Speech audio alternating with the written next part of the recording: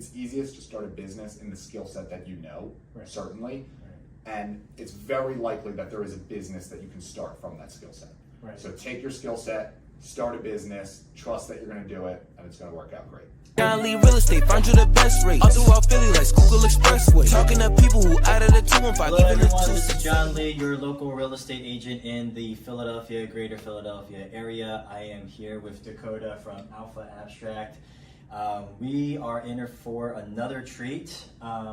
We are going to be talking about scaling and how Dakota took his business from one level to the next. So Dakota, for our audience, tell us a little bit more about yourself and your story. Yeah, absolutely.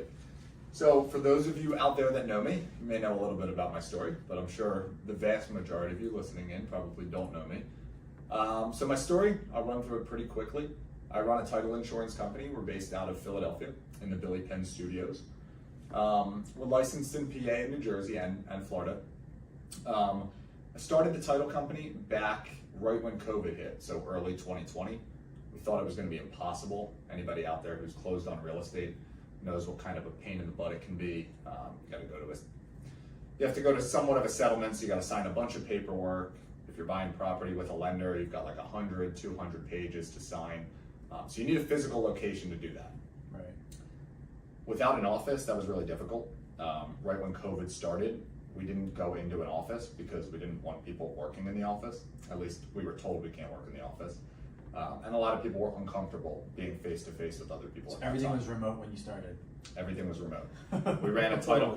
So my brother and I was 25 at the time. This was 5 years ago. My brother was 24. We started the title company. And we ran it out of a house that we bought together. It's the first house we ever bought. Okay. And we ran it out of our house. And we did closings in our kitchen. Right. And half the time I had my girlfriend there. It was like a complete disaster, but listen, it worked. We had a little printer set up in the living room. Yeah. I was working on the couch on my laptop. I gave my brother the desk. So that was a really interesting thing. And now 5 years later, obviously we've got our own office and we've got a bunch of employees now and we've got some help. But when we first started, we were doing every single thing. And a lot of people ask, how did we get into the title business? It's a very niche business. When I graduated college, I graduated from Penn State, my brother 1 year after. We were working with my uncle, who's a real estate attorney in Bensalem. If you have any questions for me after, I wouldn't advise working with him as an attorney. However, he had an in-house title company. So we got licensed, learned how to run it. We grew the book of business and then started our own agency. Okay. That's a long story. So for our audience, what exactly is title? What do you think people think it is, and what's the reality of title? Yeah, so title's two-part. What we do as an agency is, one, we issue what's called a title insurance policy, but we also handle the settlement and escrow services. So anybody buying, selling, refinancing real estate, let's say you're buying a property from a seller, right? You got to put a deposit down. Who holds the deposit? You don't want to give it right to the seller. You got to give it to an escrow company. It's a third-party company that handles the settlement. That's what we do. In conjunction with that, we issue what's called a title insurance policy. And title insurance is like any other insurance policy, but it protects against the outstanding interest of that property. Right. Meaning, when you buy real estate, right, you want to make sure you absolutely own it and it's free and clear of all kinds of liens and debts. In PA, Jersey, Florida, where we do business, but really all over the nation, the law states that there's all kinds of liens and encumbrances and clouds to that property that attach to it and become, they essentially transfer with the property. So if you purchase real estate, you don't want somebody knocking on your door a week later saying that they filed a lien on that property for work they did to the property, for a mortgage they issued, for a judgment against the seller, IRS taxes. All kinds of different things that can fall onto the lap of the buyer. So we want to make sure that you pay for an insurance policy that protects against anything that predates the time you purchased the home. Right. So pretty much is, if you're buying a property, guys, you just want to make sure it's owned free and clear, and that's what title does. I think the biggest misconception we also get from a lot of homeowners and buyers is that it's kind of crazy, but they get confused between title insurance and homeowners insurance. Yeah. So if you could spend a few seconds on that, just the differences between the two. Yeah, I mean, there's definitely big differences. You know, everybody's heard of homeowners insurance. Right. most people have never heard of title insurance Right. unless you're in the industry Right. or unless you purchase property, Right. right? Right. But most people, they go under contract, they trust their counsel, whether it's their agent, a lender, or an attorney, Right. to take them through the home buying process, Right. whether that's inspectors, appraisals, whatever the case is. Title insurance is one of them. The major difference between title insurance and homeowners insurance, because they're both to protect the home in essence, a title insurance policy protects against outstanding interest in that property, anybody who may have a claim to any kind of equitable portion of that property. Right. It protects against all of that prior to you purchasing the property. Right. Whereas a homeowner's insurance policy protects the physical property in the event of hazard. Right. So everybody knows the term homeowner's insurance. The real official title is a hazard insurance policy. So hazard insurance or homeowner's insurance protects the home post settlement. Right. So post settlement, let's say you're an arsonist and you burn your home down Right. and you need to make a claim with your insurance company, Right. right? That's the hazard insurance that protects against any hazard that comes on the property. The biggest difference as well between the two, title insurance, you pay for it one time Right. when you buy the home. Right. Hazard or homeowner's insurance, it's annual Right. or 6 months. You gotta pay for it every 6 months or every 1 year. Right. So switching gears, so going into the scaling aspect of it, Yeah. had it not been at a time where, you know, obviously we were going through a pandemic, you were working from your home, like how, like did that actually make your business better in a sense of scaling? Like what's your thought process on that? Like if you actually, we didn't go through a pandemic or you went and you started in 2024, 2025. Yeah. Do you think that would have changed that at all? Yeah, I mean, I'll just say at the very minimum, our industry of real estate title lending is very cyclical, Right. and it's very market dependent. Right. So unlike most businesses that you can spawn up at any time, as Right. long as you have the correct, marketing and sales plan, the correct business plan, we are a little bit subject to how the market's doing, right? So Right. if average home sales right now in 2024, 4 million, in 2020 it was like 8 million, Right. right? So naturally, just based on the data, you're gonna do more spillover volume Right. back when home sales are booming through the roof. Right. Or interest rates are super low, so we're doing a lot of refinances. So we were very lucky to start the business in 2020, knowing that it was such a hot real estate market that we could pick up a lot of business just off of the backs of our own efforts. Right. We quickly realized, and if we started the business today, it would be the same. We just wouldn't be able to scale to our plateau. Right. And I'll get into what our plateau is, but we wouldn't be able to scale into our max threshold just off the 2 of ours back in that same amount of time. Okay. So there is a level of scalability that you were able to expedite just from going through that process. For so, sure. So let's kind of dive into that. Like what are some things that you learned from, obviously learning from family, Mhm. right? Then learning to like, hey, I think I could do this on my own, right? Which is the first step, right? And then from taking that first step into the next, where you are now, Yeah. scaling. So walk us through that. Yeah, absolutely. So for anybody out there who's interested in working in a sales capacity, starting your own business, looking to scale your own income, it's always scary. I remember when we first did it, we were young. I was lucky enough that I wasn't married, didn't have kids, didn't have major life expenses. I bought a cheap property and rented out half of it. So I knew that I could spend my full time without making a ton of money up front in my business. Right.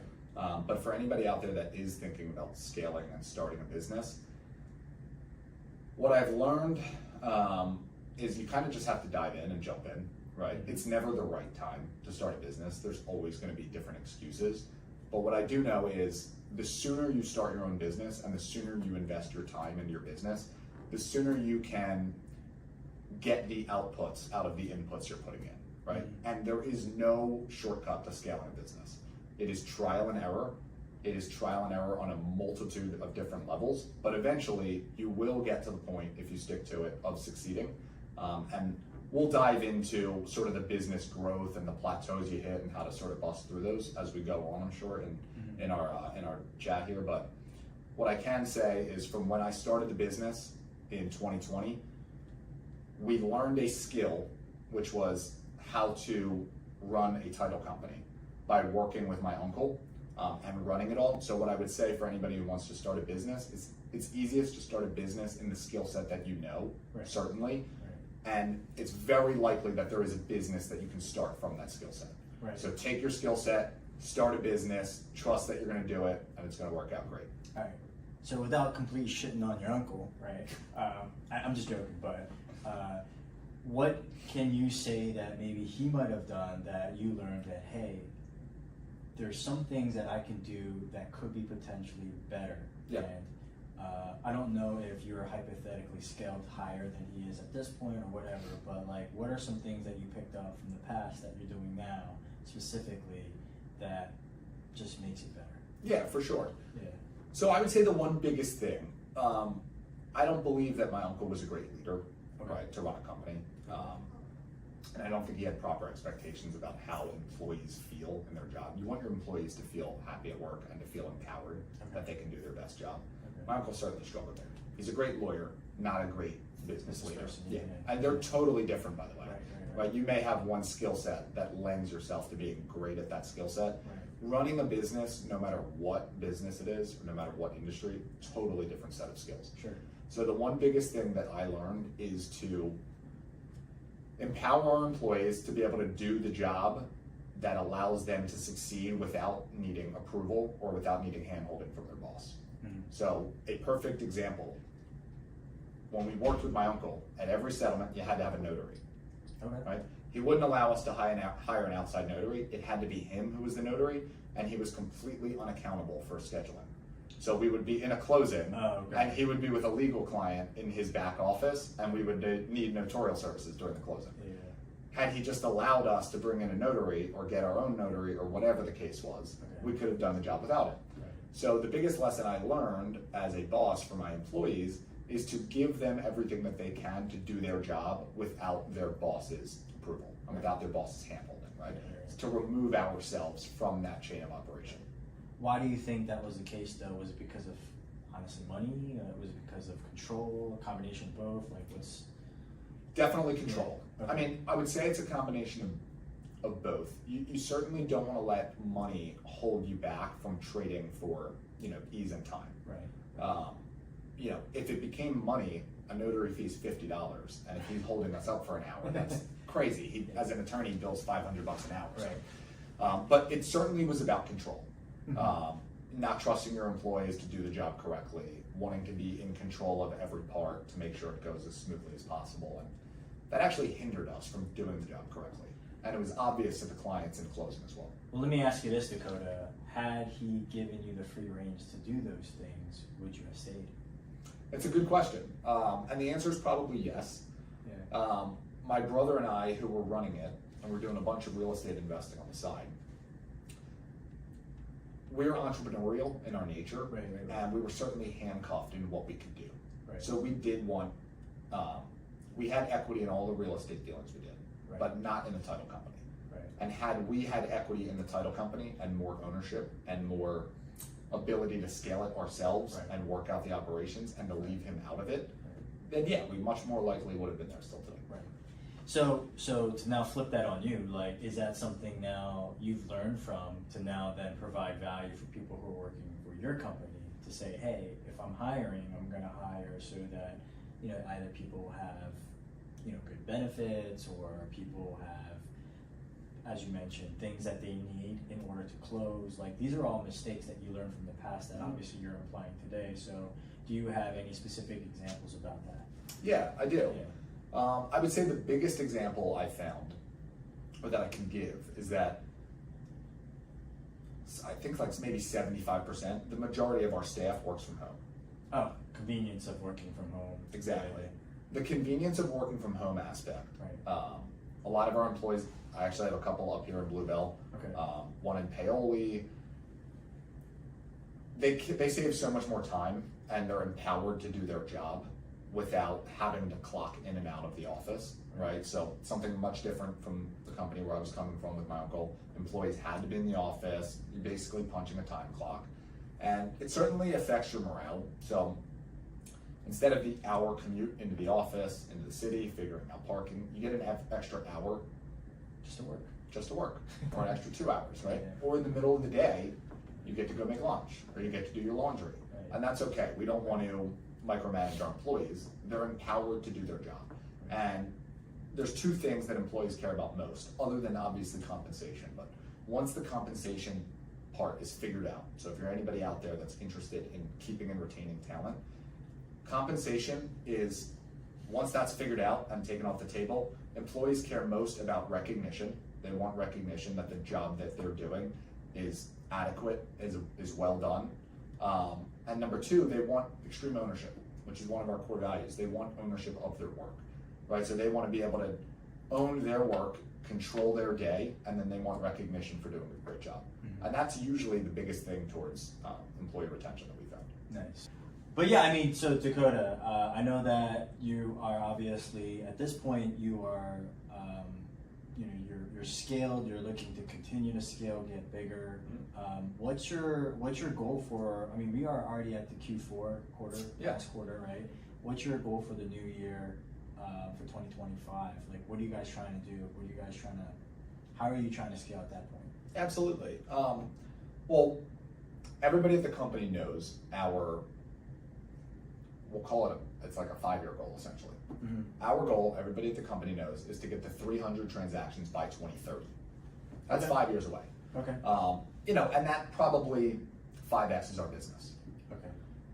But there are certain measurements we want to take to track how we get there, and there's certain things we need to do to get there. So in 2025 specifically, our goal, I have a couple sales reps. I have a couple sales reps under us now, right? So it's not all of the business comes in off of my brother and I's backs anymore. Okay. Our goal in 2024 was to get out of operations completely. Right. Other than I do a lot of our closing still, because there's client-facing aspect to it. Right. But our goal in 2025 is to find a value differentiator, which we have found that I am hesitant to give over our chat here. It's okay. But the goal was to find a value differentiator as a title business, Yeah. and to be able to pass that value onto the end consumer, which is the buyer or the borrower of a title policy. Okay. We found it, so now in 2025, our goal is to create a marketing strategy around it, direct to consumer, and get in front of as many people as we can with that message. Nice. So what it sounds like is part of scaling is that you now have people on staff that are advertising for you or somewhat doing some level of sales skills. Is that correct? It is. Okay. And if you can elaborate on that. I will. So we found the most important thing to scaling is to free up, I as the business owner, my brother and I, we needed to free up our time from being stuck in the day-to-day of title operations, because that's only worth so much per hour. Correct. And we can only work so many hours in the day. Right. So we need our employees and our staff to take that over and to free up our time. Then when we have our time back, we can focus on what the business needs help on most.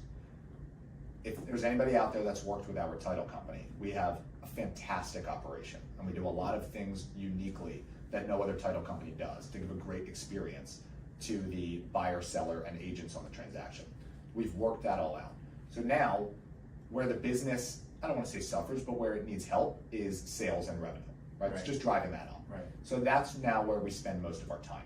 Right. I can only go on so many meetings, so many sales calls a day. Right. We need help, right? So where we invest our money, right? Our time is freed up. Where we invest the money then and the profits of the business is back into sales reps that can make their own relationships and bring in their own business. So all of scaling is shedding your time, shedding the things that are not worth your time onto the people that can handle that, Right. freeing up your time, and then working on the aspects of your business that are broken, that need the most help. Right, so it's constantly like a seesaw of spending time or spending money in the area that needs help to drive whatever you're looking to drive. So pretty much your most of your day is spent you do go obviously on showings when needed, right? Mm-hmm. But you also spend a lot of time on hiring, firing, Yeah. managing, coaching. That in itself is still, it can be pretty time consuming, correct? It is. Yeah. It's definitely time consuming. So no matter what, I'm not sitting around playing video games. Right. I do love golfing, I'll be honest. I love golf, but no That was matter the what, point that I was trying to make, by the way, guys. Yes. Yeah. but no matter what, Yeah. your time has to be spent on the most important Important things. broken parts of your business that move the needle the most. Right. So the one thing that I've learned, and I'm sure everybody out there struggles with this in their business, if you own a business, you can do everything. And what happens is you end up getting pulled into doing everything, right? So when I have a file that one of my employees has not gotten an email back to somebody in a timely fashion, the old me would have jumped in, helped out to make sure that our customer satisfaction is excellent. The new me says, am I gonna lose this client? Is my company gonna burn down? If the answer is no, I trust my people to do it. That way I can spend my time on the things that are gonna move the needle the most. Right. And the one thing I've learned that's most important is by the end of the month, you have to look back to the beginning of the month and say, did I accomplish what moves the needle the most for this month? You're not gonna worry about the one phone call you had, or the one email that you missed, or the one file that went a little wrong and you under collected by $100. That stuff doesn't move the needle of your business. You need your employees to handle that stuff. You need to make sure you set aside and free up your time to work on the things that move the needle the most for your business. So I already know what a lot of people are going to ask is like hiring that first person, right? It's like the biggest scare to them, right? So like, for example, in the world of real estate, of being a realtor, right?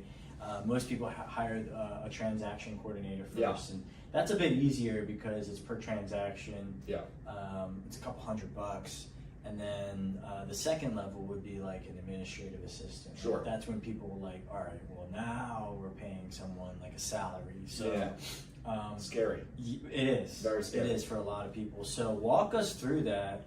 As far as what was the tipping point for that? Like, was that something that you just kind of naturally came to you? If it didn't, like, walk us through your story on how that happened. Yeah, I mean, this is by far the hardest part of growing a business, right? Right. When you're the owner and you can do everything, Right. it's easiest to just do everything. Right. Business gets harder as you hire employees and then manage employees. It's much harder. It's a lot easier, and people don't realize this, it's a lot easier when you're doing everything yourself. So let's say you're a real estate agent out there that's, I don't know, maybe does $10 million in sales, right? You're doing everything. You're doing the calling, you're doing the door knocking, if you're doing those things, you know, you're doing all the showings, you're booking all the meetings. It's easier because you can control everything. But what happens is you hit a plateau that you can't bust through. And I'm sure a lot of people out there have realized, hey, I can do 10, 20 million in sales, but then above that, I don't have enough time to service my clients the right way. Right. So, first hire you make, it's always difficult, but it is a must. And what I'll say from hiring and firing now a bunch of times is that you don't learn how to hire and fire the correct way until you start hiring. So, the longer you prolong it, the less likely you are to learn. And you will make mistakes when you hire. The first few employees we hired in 2021, my brother and I did everything in 2020. In 2021, when we made our first hire, she was very, I'll leave the name out, but she was very raw. She didn't know title, so it took a lot of our time to get her up and running. No problem. Title people at that time in that market were super expensive to hire, and we couldn't afford it. Right. At least I felt we couldn't afford it. I've since learned. So we made the first hire, and it freed up a lot of our time. However, because that first hire was raw, and this is a shortcut, is to hire somebody that's done the task and to pay more for it. Because you will spend less time training them. Right. And you will get back more time to work on the 20% of your day that moves the needle the most. Okay. So what I've learned is the greatest arbitrage in business, if you haven't hired yet, if you've hired for a long time, you will know this fact. The greatest arbitrage in business is hiring an A++ employee, because you will get 5 to 10 times the output out of that employee, and you'll get all of that time back for an incremental increase in cost. Right. Okay, so my first employee, who was extremely raw, was a $50,000 base salary.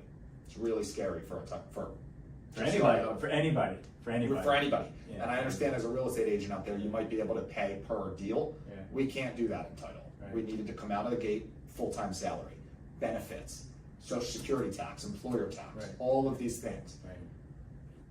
But I now have a team of staff that are incredible. They've been working in the title space and have been rock stars for 20 plus years, and they cost me somewhere between 75 to 85 grand a year. So the difference between 20 to 25 grand seems like a lot. It's a really small line item on our P&L, and the amount of time and stress it's the amount of time it's given us and the amount of stress it's removed from micromanaging our employees is immeasurable. Right. It's immeasurable. So if you are a real estate agent out there, or if you own a business out there, trust me when I tell you, make the leap into hiring somebody that you can trust, that is going to free up your time, and worry less about the comp differences between somebody who's a B employee and an A plus employee. Right, and then one of the things you mentioned was you hire people that are already experienced in the field. Because I think what you were trying to do, obviously to cut costs, was to train the person so that they eventually could fit into that role. Is that correct? That's absolutely correct. And we did it the opposite to begin with, which is probably how 99% of small business owners do it. Right. They probably think, I can't afford somebody who has this kind of experience. Right. I need to hire somebody on the cheap end, Right. and I have the time to spend to train them. Right. Major mistake we made. We did it for a whole year, maybe even 2 years. Major mistake, because you're investing all of this time for only a fractional, and it's all relative, but it's only a fraction of a margin of savings. It's not much on the P&L, and it's not much on where you expect your P&L to be. Right. You spend a lot of time training them, and then there's not even a guarantee that they like the role, especially if they're raw and new to it. Right. So if you're looking to hire a transaction coordinator out there, an executive assistant to book up your meetings and to book your calendar, somebody to run your marketing, if you're going to bring in somebody that's never done it, you're going to get them cheaper, but it's going to take up a lot of your time, and then there's no guarantee that they're going to be there in a year from now. And then you're starting right back over. If you do it the opposite way and you hire somebody who has that experience, you'll whether you overpay or you pay a little bit more, what it does for your time is immeasurable. That yields results that you just can't get from hiring somebody cheaper and trying to spend the time training them. John Lee Real Estate, find you the best rates. All throughout Philly like Schuylkill Expressway. Talking to people who out of the 215, even the 267, who always helping like, oh, no time for no student.